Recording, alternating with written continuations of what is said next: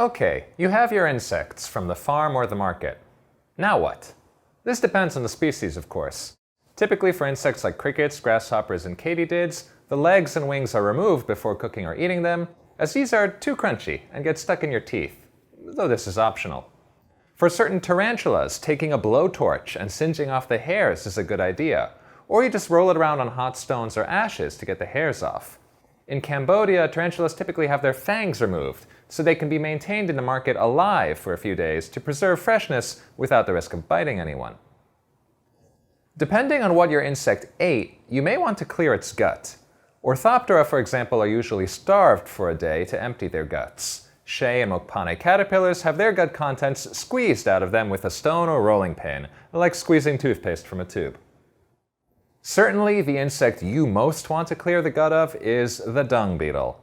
As larvae and as adults, they eat the fecal wastes of other animals, and yet adult dung beetle is available as food in Southeast Asia.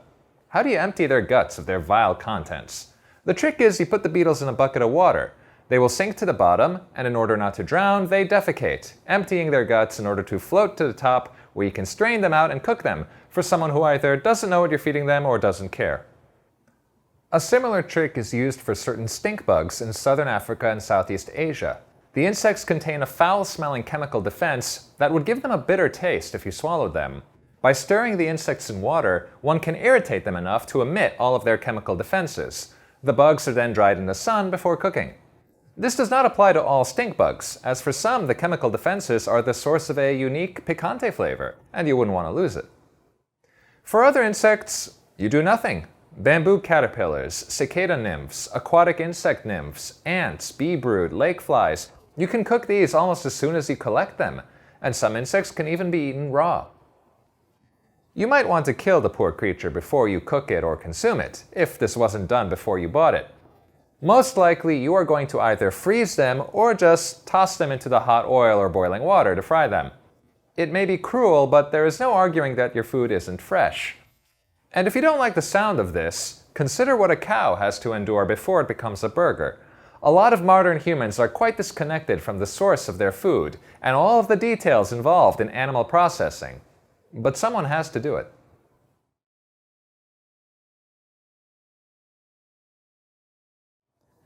Every year, there are more and more insect cookbooks out there, covering different species and different cuisine types.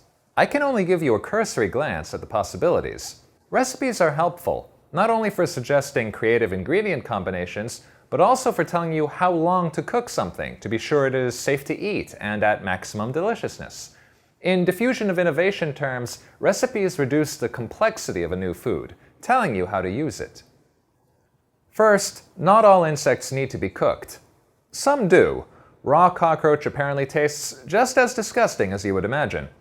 Other arthropods, assuming they are fresh, usually meaning alive, taste fine without any processing whatsoever. We see this with crustaceans, just like the dancing shrimp in Japan and Thailand, and plenty of traditional insects are also eaten as they are. I was once at a night market in China, and an insect vendor offered me cooked scorpion on a stick.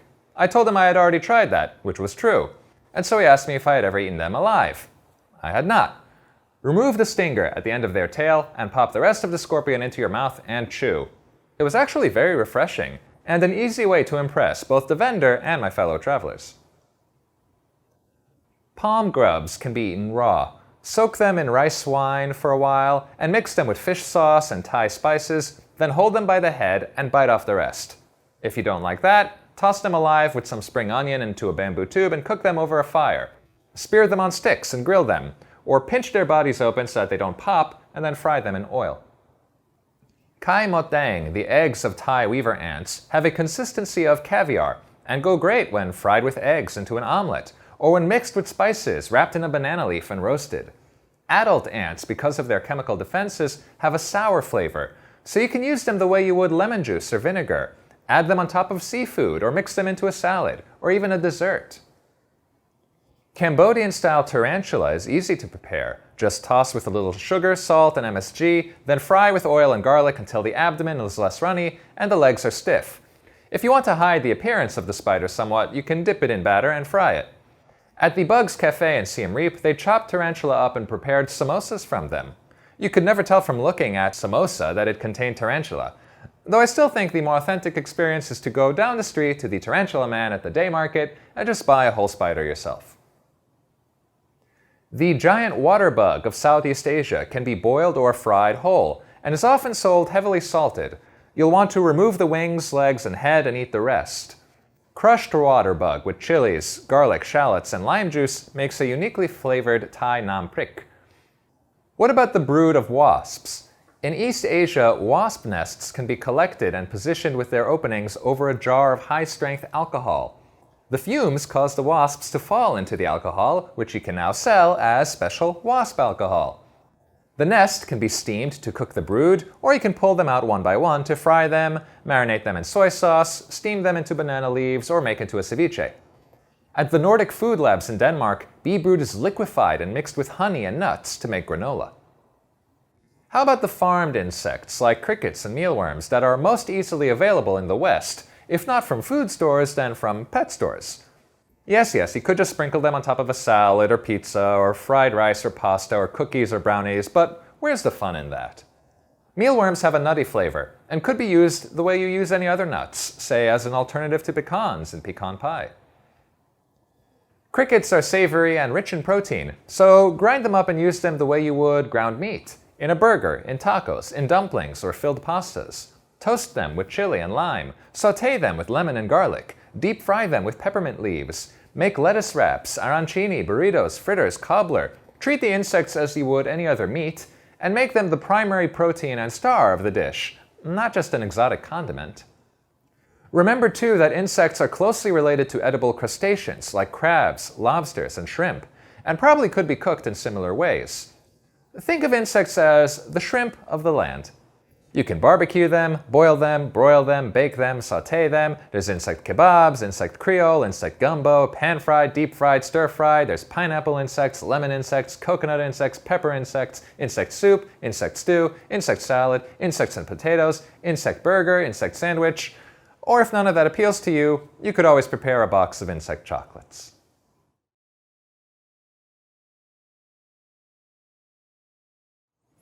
Okay, let's be realistic. A substantial portion of the population will never eat anything that looks clearly like an insect. Nothing wormy or leggy or with little eyes. Even if they know it's good, they just won't be able to bring themselves to put something like that in their mouth. For this majority to eat insects, they would have to be disguised. That could mean covering them in batter or chocolate, but usually means grinding the insects as powder. There is nothing unusual about disguised food. Consider meat. Chicken nuggets, beef burger patties, pork sausage, fish sticks, squid balls. Many cultures have foods made out of ground and processed meat, in forms and shapes that look nothing like the animal from which they came. Surimi is a great example. A Japanese paste often made from cured fish, it can be used to imitate more expensive foods like crab meat, or processed into shapes like balls, logs, or the little cloud-shaped Naruto maki with the pink spiral on them added to ramen. Soy can also be used this way, as a vegan meat alternative called textured vegetable protein. Ground insects could also be used in this way. Textured insect protein could one day become an established meat analog, or at least a vertebrate meat analog, used the same way. Already we see protein shake powders and protein bars marketed towards athletes, made using insect protein instead of whey. In 2015, a team at Cornell University came up with a tofu substitute made out of 100% mealworm protein, and other innovators are working on similar products. The most common way ground insect powder is used today, however, is not as an alternative to meat, but as a supplement to grain flour. Because of the chitinous exoskeleton, ground insects are somewhere in between carbohydrate-rich plant flour and carbohydrate-free meat. This does inhibit the ability to use insects as a simple meat substitute, but it does facilitate using them as a means to make high-protein versions of baked goods. Already on the market today in certain countries of the EU and North America, you can find cricket flour bread, pasta, crackers, cookies, noodles, brownies, and tortillas, and you could easily make your own. Just substitute up to 50% of the grain flour with cricket flour, and the resulting dough should work just as well as the 100% plant dough, though with much more protein and a new smell and flavor you may very well prefer over the original. Their biggest benefit is in parts of the world with endemic protein deficiency. Insect flour or insect protein powders that can be added to milk or porridge or baby food could make the difference between whether a child thrives or not. These products are also easily adopted by Westerners because they are easy to understand, and the insect ingredient is completely hidden. But the catch is they provide no environmental benefit over regular grains. If anything, their carbon footprint is worse. The sustainability argument for edible insects does not apply here.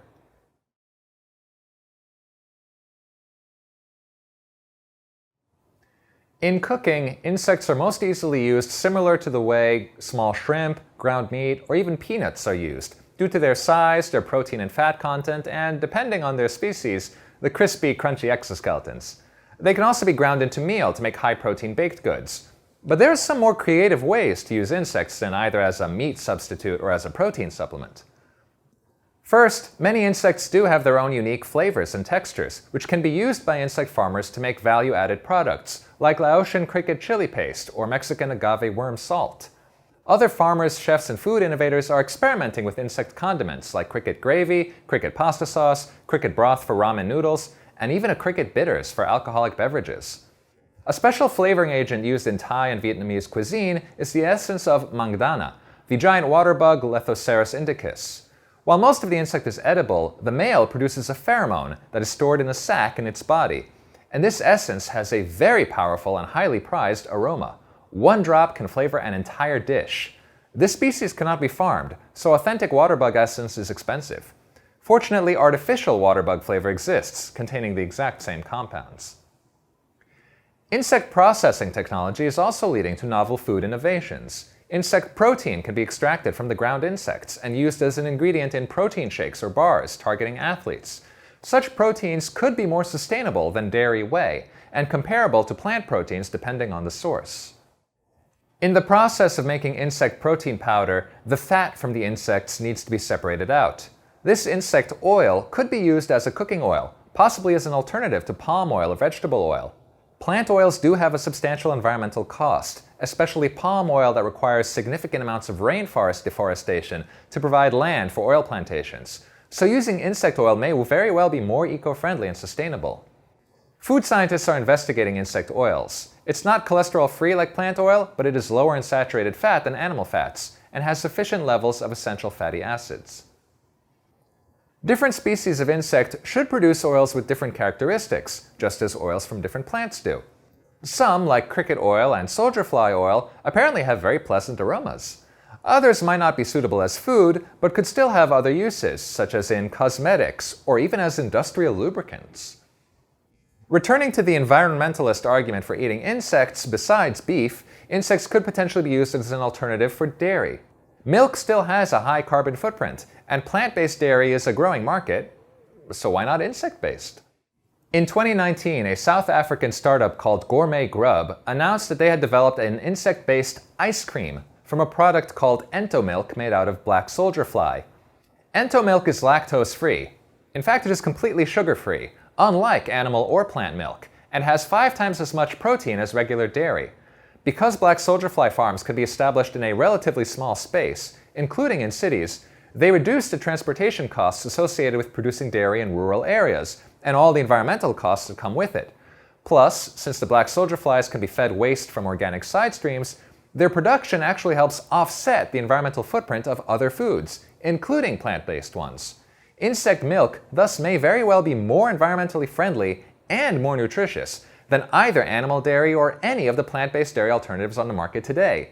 And perhaps most importantly, the flavor is excellent. Soldier fly ice cream tastes just as good as cow milk ice cream, with the same creamy texture and a nice earthy undertone. Other companies worldwide are similarly looking at insect-based dairy alternatives like insect butter that could be used for baking. Taste tests show people can't tell the difference between the insect product and the original. Who knows what other possible dishes, ingredients, or additives could be made from insects in the future?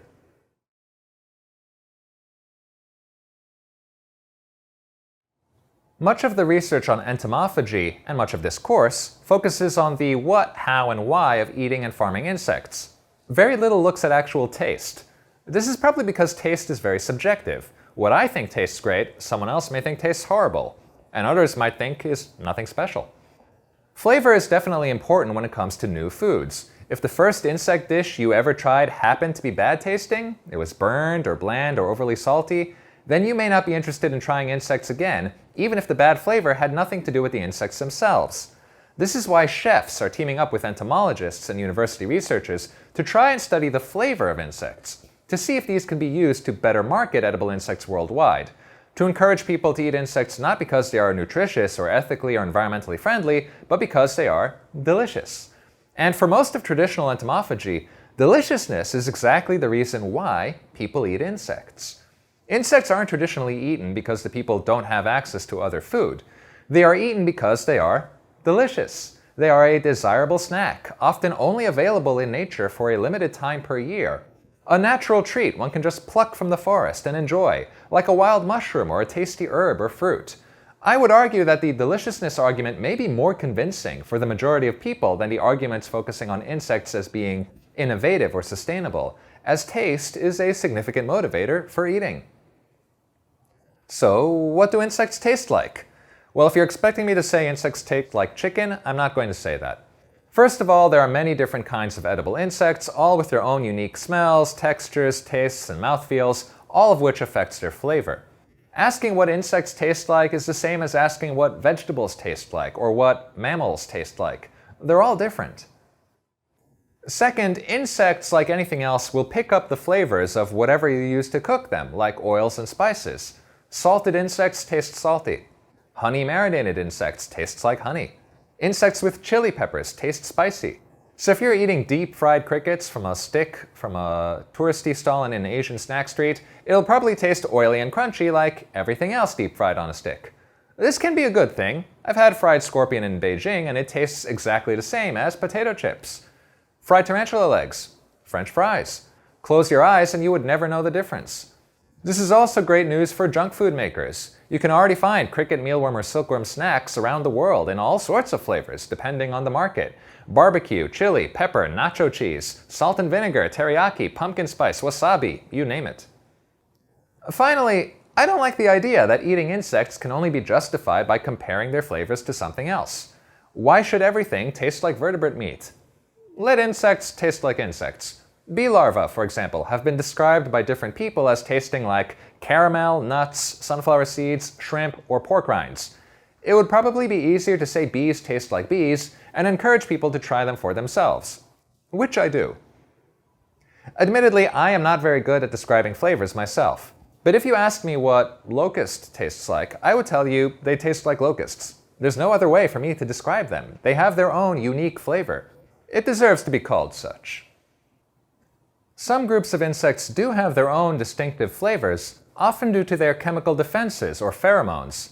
The formic acid that ants use to defend their colonies gives ants a lemony sour taste and citrusy smell. The lemon ant actually gets its name from this flavor.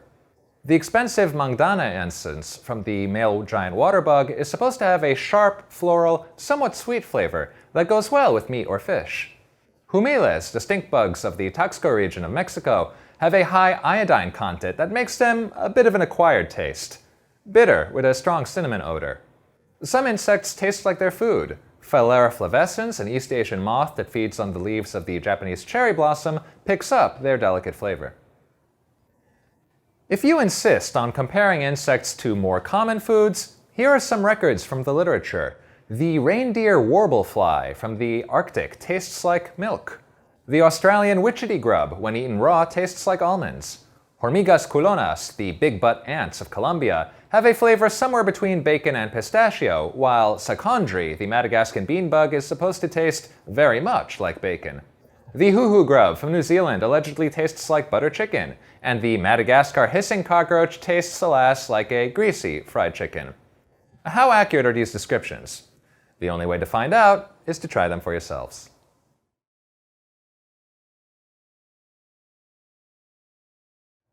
Cooking individual portions of food for personal consumption or to serve at a restaurant is one thing. Mass production of multiple servings of food for retail purposes is quite another. If you are going to sell food, you need to think of packaging. Packaging is significant. Besides making food easier to transport, packaging protects food from the elements: light, oxygen, heat, cold. from microbes that could contaminate it, or impact that could bruise it.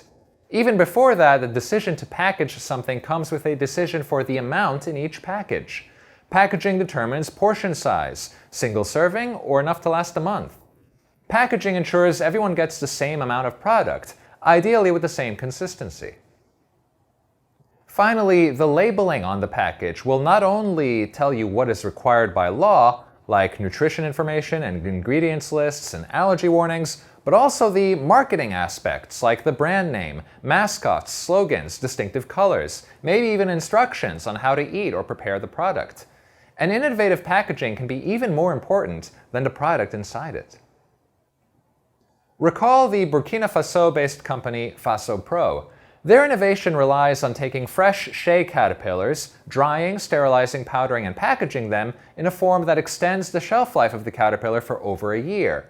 This innovation of improved shelf life is a boon both to the collectors and the consumers, mainly mothers and children at risk of malnutrition, as it gives them access to protein and nutrients all year round instead of just during the caterpillar season and only for those lucky enough to live near shea trees. When it comes to shipping, ideally insects are sold alive right until they are cooked or prepared. Like seafood, insects go bad quickly, which is why traditionally insects are cooked alive like other crustaceans. For long-distance transport, this could be problematic. You need to provide air holes or other means for the insect to breathe. You may need to give them food for the journey, and for crickets, you need to be sure their singing doesn't disturb the transporters.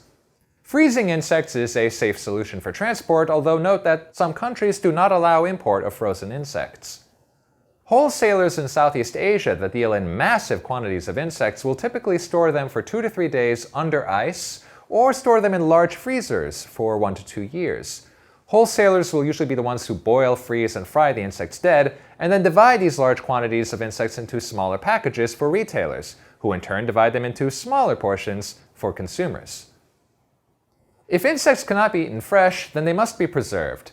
Salt is as effective for preserving insects as it is other meats, and insects can also be canned, jarred, bottled, packed with brine or soy sauce, same as any other food.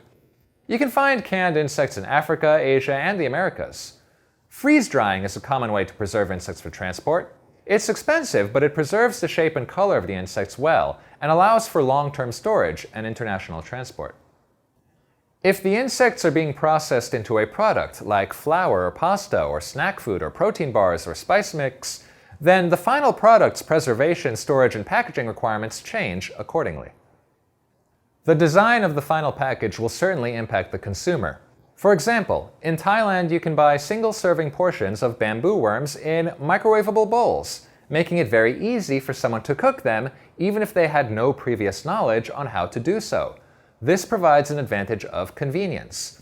If you want to market an edible insect product, one important decision you will need to make is how visible will the insects be? Do you want the insects to be visible behind a clear plastic wrapper or completely hidden? In markets that already embrace eating insects, there's no need to hide them. Similarly, a product being marketed towards innovative or curious people specifically looking to try insects, or a product designed as a novelty like an insect candy, may display the insect more prominently. By contrast, for the early and late majority of consumers considering edible insects, both the product and the packaging may need to disguise the insect ingredients somewhat.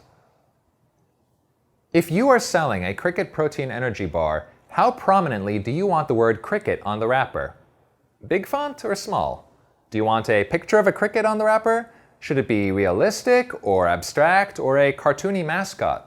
What are the goals of the consumers you are targeting? Sustainability, nutrition, flavor, or the specific desire to try insects?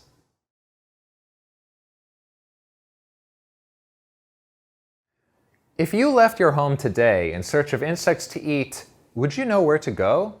Statistically, you watching this video probably do not have access to wild edible insects or do not know where to find them. Maybe you live in a part of the world where fresh insects are available at the market. Or maybe you know there are insect products in the supermarket. Or maybe you even know a restaurant with insect dishes. Most likely, you do not.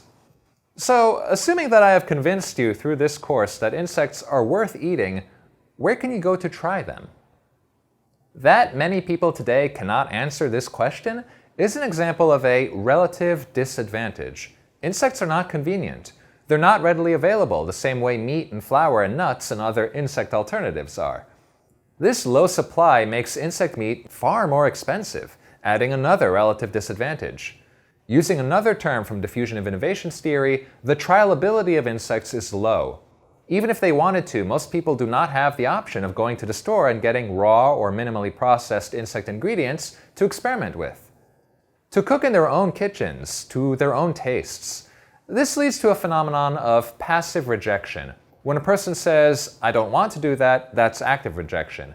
Passive rejection is when a person would really like to do something, but doesn't have the opportunity to do so. For entomophagy, this is a substantial problem.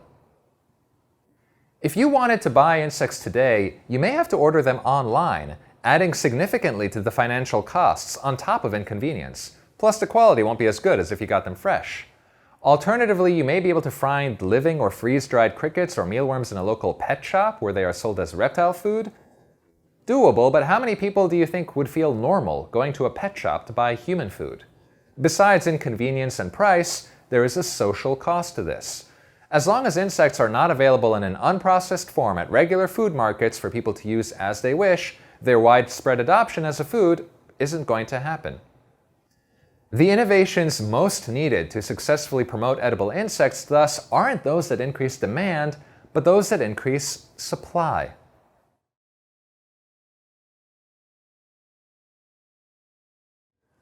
Observability is one of the major components affecting adoption of innovations.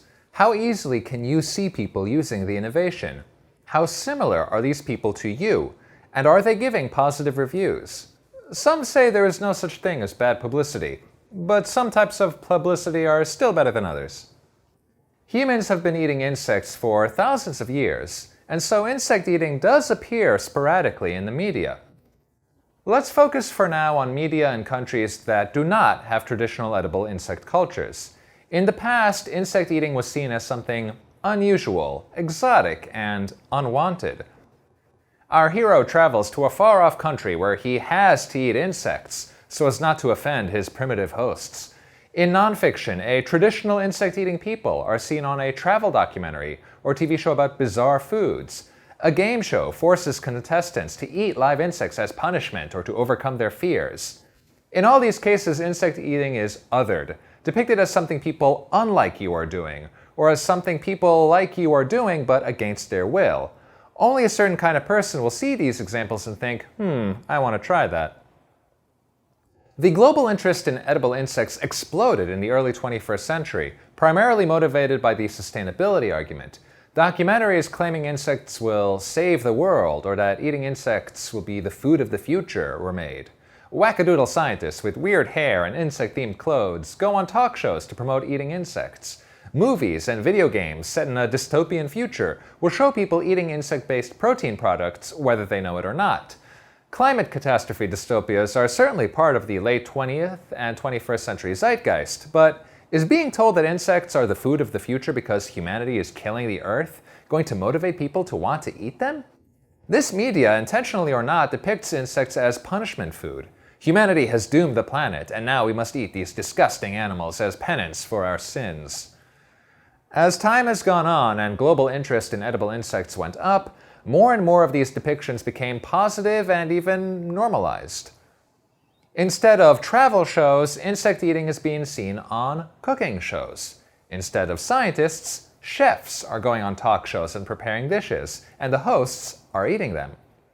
Insect startups are going on entrepreneurial TV shows to promote their brands and raking in millions in investments, while business media reports on their financial successes. The deliciousness argument is starting to take over from the environmental one. The positive media depictions of edible insects have never been more numerous and continue to increase.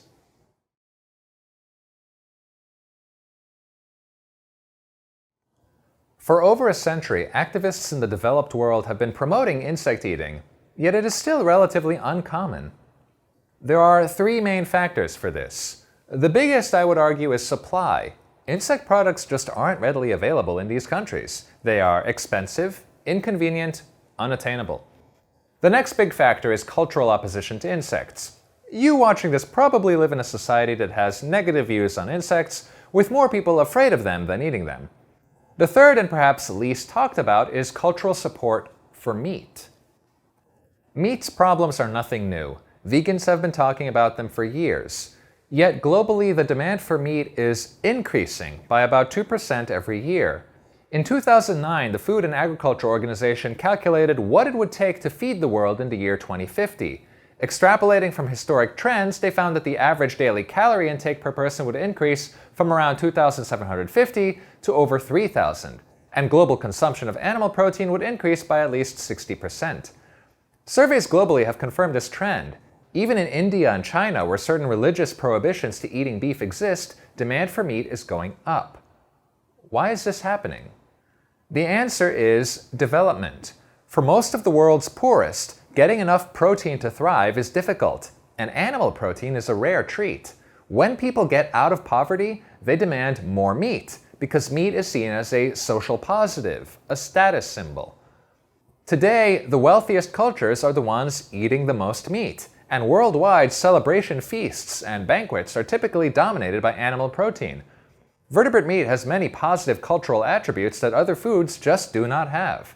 Forget eating insects. Just getting people to eat less meat is already a difficult challenge.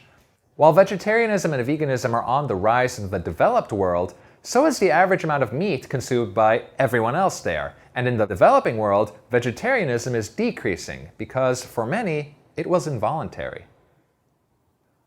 This brings us to the issue of person blame versus system blame. The idea that eating insects will save the world implies, intentionally or not, that your personal decision to eat beef instead of beetle larvae is responsible for global climate change and will doom us all. This is not fair. The choice to eat insects instead of mammals and birds is, for most people, impossible, simply due to lack of supply, to say nothing of culture that makes both eating insects and eating less meat socially costly. Instead of blaming people for not eating insects, we should instead blame the system and work on increasing the supply of insects so that more and more people can have the choice to add them to their diet as they wish. In addition, blaming people for climate change ignores the fact that the biggest carbon emitters in the world aren't individuals. They are cities, societies, systems, concrete, transportation, heating, power. Even if everyone on Earth became vegan, which again will not happen due to the cultural factors promoting meat, climate change would still occur. Food contributes to about 26% of all greenhouse gas emissions. Even if we eliminated all other sources of carbon, which we cannot, this is still enough to pass the 1.5 degrees Celsius climate change limit by 2100.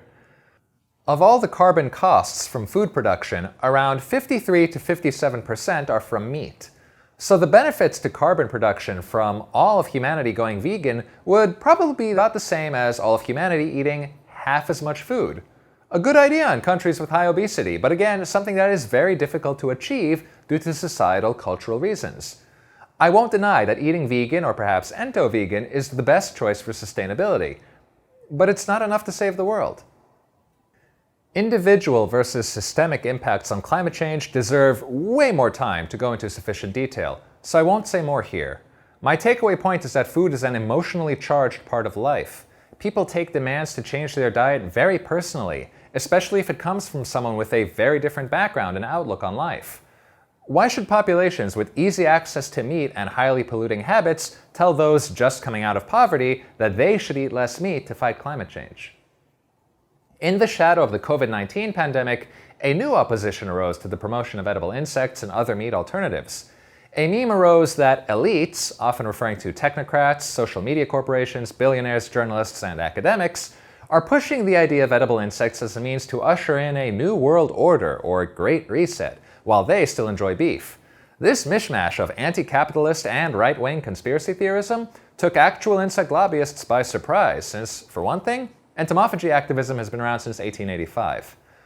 Ironically, actual insect protein lobbyists like the International Platform of Insects for Food and Feed in the EU or the North American Coalition for Insect Agriculture are more focused on raising insects as feed for traditional meat animals or for bioconversion of waste.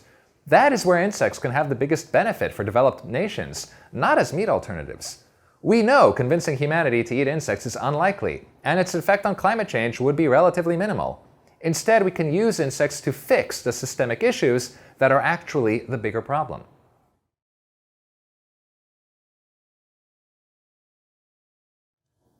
Once you start preparing and marketing food for sale to someone else, you may find yourself under the purview of your nation's food laws. These laws can dictate what foods or food additives or ingredients can be produced, sold, imported, or exported, and how they must be labeled. Some countries may require permits for harvesting certain insects, or have strict rules on which species are allowed to be imported, in what way, at what points of entry, with what accompanying paperwork, etc. Since laws are constantly changing, you will have to find the appropriate laws in your jurisdiction yourself. For most countries, you won't find any. Laws pertaining to edible insects simply won't exist, even if traditional entomophagy does. Many governments turn towards the United Nations for food laws, specifically the Codex Alimentarius, or Food Code, put together by the Food and Agriculture Organization and World Health Organization. It is a non-binding reference document the World Trade Organization uses for disputes on food safety, and which many nations turn to for information on food sanitation and hygiene, labeling, etc. Unfortunately, as of 2022, the only reference to insects in the Codex is as contamination or pests, even though the FAO is arguably leading the charge for promoting insect eating and farming worldwide. This will hopefully change, and may have already changed by the time you watch this video, but without edible insects on the Codex, many countries will not issue laws about them, which introduces ambiguity that's bad for business. Other countries take matters into their own hands. In the United States, the Food and Drug Administration, or FDA, part of the U.S. Department of Agriculture, is responsible for ensuring food safety. While drugs in the U.S. must be approved by the FDA, whose standards of evidence for efficacy and safety are arguably the strictest in the world, food, supplements, and food additives do not need to be approved if they are generally recognized as safe. After that, common sense applies, and the foods must be clean, free from contaminants, non-toxic, and properly labeled. If insects are being produced with the intended use of being human food, then they are food, and can be sold as such. So finding crickets in a box of crickets is allowed, but finding crickets in a box of supposedly cricket-free cereal is not, and finding ants in a box of crickets is not either. One important restriction is that insects meant for human consumption must have been farmed specifically for that purpose. Insects raised as animal feed or collected in the wild legally cannot be sold as food for humans. The European Union has a different attitude. A series of food safety incidents, like the deadly mad cow disease outbreak of the 1980s and 90s and embarrassing horse meat scandal of 2013, mean Europeans have much lower confidence in government food safety regulatory bodies than Americans, and demand much higher caution. The EU originally defined any food not commonly eaten in Europe before 1997 to be novel food, requiring extensive and expensive testing before it can be marketed as food. The procedure for novel food takes almost 2 years and millions of euros to produce sufficient scientific evidence that the food is safe, a ridiculous demand for foods that outside of Europe have been eaten for millennia. The approval process is also very specific. Baked goods made with 10% cricket flour need a separate application from baked goods made with 20% cricket flour, which need a separate application from meat substitutes made with cricket flour, or goods made with a different species of cricket than house cricket. In 2018, the law was changed. Traditional food from a third country, meaning food eaten as part of a normal diet in a non-European nation for at least 25 years, can be approved faster, in a process that only takes a few months and costs much less. Note that this only applies for whole insects or their parts. Isolated insect protein or fat is still novel food. Once an insect species or product is approved, all EU nations must allow it for import and production. While their views on food safety in general are similar, the USA and EU represent two opposite attitudes regarding non-traditional food. One stops it from being sold if it is proven unsafe. The other only allows food to be sold after it has been proven safe. Other nations fall somewhere in between, or again have no novel food laws at all. What happens if a country does not have laws about novel food? Is it a free-for-all where restaurants and farmers can sell whatever they wish? Or should one be better safe than sorry and only sell the animal products the government approves?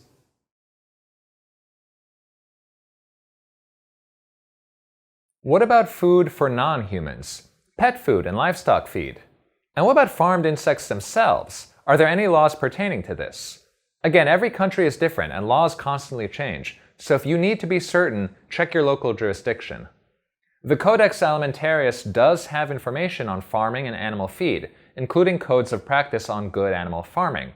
It has no information on insect farming as of 2022.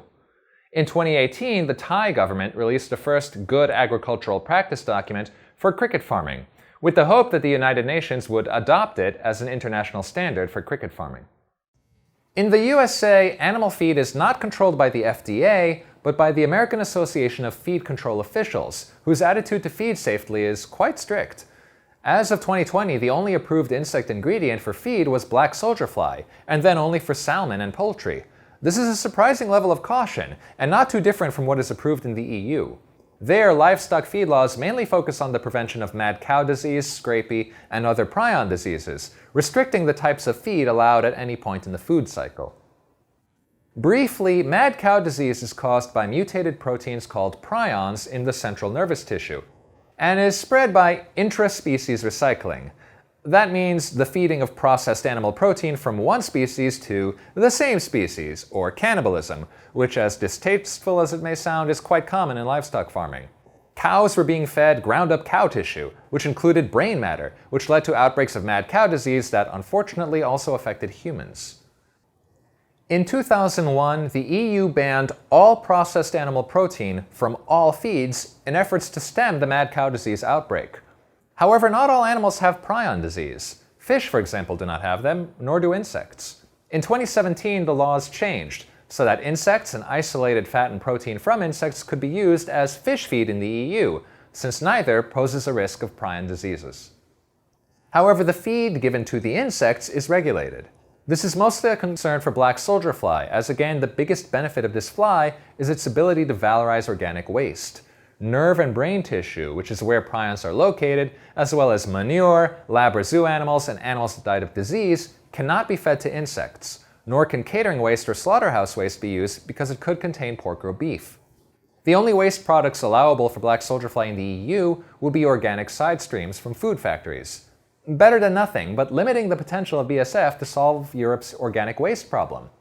Insect protein lobbying groups in the EU are working to solve this, knowing that increased safety data showing that insects can consume contaminated feed without becoming contaminated themselves will lead to the EU relaxing current restrictions. Where things get tricky is when you look at international trade. Imagine a chicken farmer in Malaysia who feeds their chickens black soldier fly that had been fed cow manure. Can those chickens be sold in the EU if cow manure is illegal for insect feed? You can see why ambiguity poses a problem, and why any laws on insects as feed should be based on scientifically accurate data.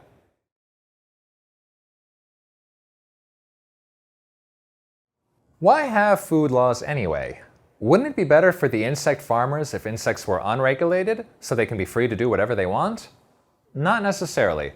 On the one hand, overly restrictive laws impede innovation. Much of the research in novel insect products is coming out of the EU, and it's funded by the European governments, yet the resulting products cannot legally be made or sold there. On the other hand, no laws at all mean higher risks of negative consequences, contaminated or unsafe food due to lack of regulation and oversight, unsafe work environments for the insect producers, or over-harvesting and environmental destruction. In Zambia, laws created to protect caterpillar harvesting areas are both good for the insect collectors and help conserve wildlife. Laws also indicate government support for a business, and therefore protection. In Uganda, when the popular trade of edible katydids was unregulated, corrupt police officers were harassing the insect sellers, confiscating their insects while demanding outrageous bribes. Better laws should protect these people from harassment. Ambiguity is bad for business. In countries where insect food is neither legal nor illegal, banks may be hesitant to approve loans for an insect farm or factory, as they have no idea whether or not the government will step in and shut the business down. Entrepreneurs won't take the risk to invest in a startup. Retailers won't take the risk in stocking the products. Consumers may not want to buy them if the government doesn't confirm that they are safe. A case in point was the Taiwanese company Food Type, which in 2018 was selling products made with house crickets and mealworms, which are not traditional edible insects there. At the time, Taiwan had no laws regarding insects in food, and followed a USA-type system where non-traditional foods only need to be generally recognized as safe. In 2019, the Taiwan Food and Drug Administration made an official list of insect ingredients allowed as food additives, which included bee pupae, silkworm pupae, and black ants. Since crickets and mealworms were not on the list, The Taiwan FDA ruled in 2020 that they are illegal, and Food Type had to destroy their insect inventory and pay a fine, a significant loss of money caused by the ambiguous difference between illegal and not legal. Lack of government support also means lack of information on how to run the business successfully. Part of the duties of a nation's agriculture department are providing farmers with information on how to succeed, how to grow their crops and livestock and protect them from disease or bad environmental conditions.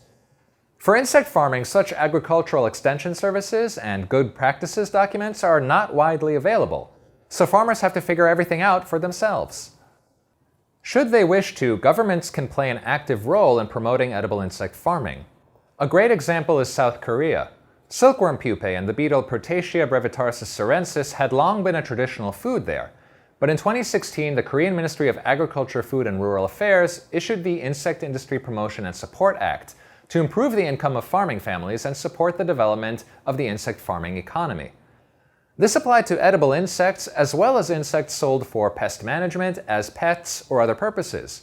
It included establishing research programs for edible insects, education plans, and local government support programs. It allowed insect farmers to get the same tax breaks that livestock farmers get. It also gave the government power to step in and shut down a program if it posed risks to people or the environment, and ensured that the government would compensate such businesses for such losses according to the retail value of these insects. The number of insects recognized as food in South Korea is 10 as of 2022, and continuously rises as more programs are established to promote the edible insect industry. In conclusion then, while some government policies are restrictive, others can be very beneficial. In your country, what do you think the priorities are? And what should be lobbied for to help the insect farming business?